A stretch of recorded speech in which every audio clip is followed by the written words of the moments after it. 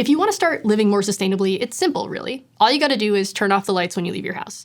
Actually, when you leave the room. And don't just turn off the devices, you have to actually unplug them too, so they don't do that vampire energy thing. Recycle that plastic bottle, actually get a reusable water bottle and cover it with tons of stickers to show just how climate conscious you are. And stop using straws, but if you must use a straw, make sure it's one of those reusable ones. Sure, they're kind of a pain to clean, but at least they won't get stuck in a sea turtle's nose. You know, we need to save the turtles. Put solar panels on your house, but make sure they're not the kind that leach PFAS into the groundwater, and make sure the copper and lithium in your batteries was mined sustainably, because that's a whole other problem. And get a bike. I don't care if you have kids or live in one of those places that's far away from everything, you have got to stop driving your car places. Think of the polar bears.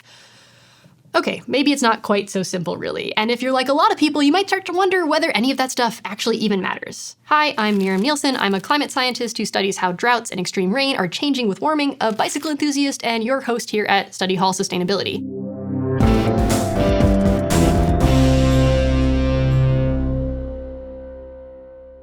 Sometimes it can be hard to tell what actually matters when it comes to sustainability. Like, maybe you've been told that it's super important to make your carbon footprint smaller, but then you've also heard that actually the whole idea of a carbon footprint came from an ad campaign by BP to try to take the heat off themselves and put it on everyday people instead. Or maybe you've heard the stat that between 1988 and 2015, just 100 companies were responsible for 71% of climate-changing greenhouse gas emissions, which makes it sound like those big bad companies are to blame for climate change. But really, those companies are mostly producing all the fossil fuels that the rest of us use. And then there's countries. In general, the people who live in the places that are the most unsustainable are the ones who'll be the least threatened by the changes their actions make to the world.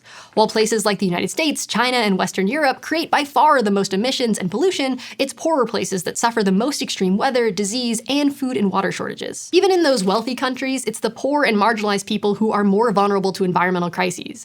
And there's a huge difference in the greenhouse gas emissions of different people too.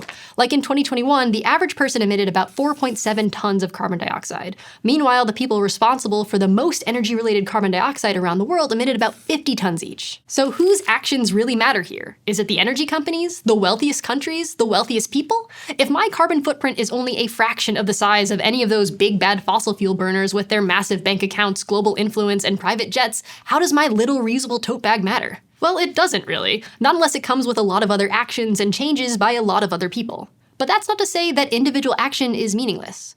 Over the years, we have plenty of examples of individuals who have made a big impact on the sustainability of our world. Like in the 1960s, marine biologist Rachel Carson used her expertise to write Silent Spring. It clued the world into the dangers of chemical pesticides and led to a nationwide ban on DDT that brought bald eagles back from the brink of extinction. Then in the 1970s, Kenyan activist Wangari Maathai saw a connection between environmental degradation and human suffering in her country. She pioneered a campaign called the Green Belt Movement to plant trees and help reduce poverty and conflict in the area.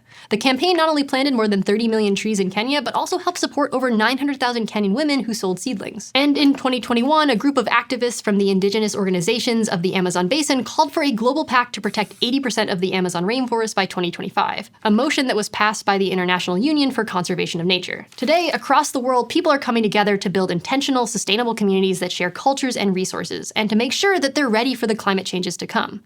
These movements, and so many more, have advanced the field of sustainability and shown the world what's still possible in the face of our changing climate. They were started by people like you and me who took the time to learn about sustainability and identify problems in their communities. They used their creativity, expertise, activism, and political pressure to come together and make real, important change that matters a lot. So yeah, we're up against massive, powerful companies and countries producing tons of carbon emissions. We can all find someone with a bigger carbon footprint than us. And maybe that makes you want to throw up your hands, leave all the lights on, use plastic shopping bags, and add a few more plastic straws to the trash island.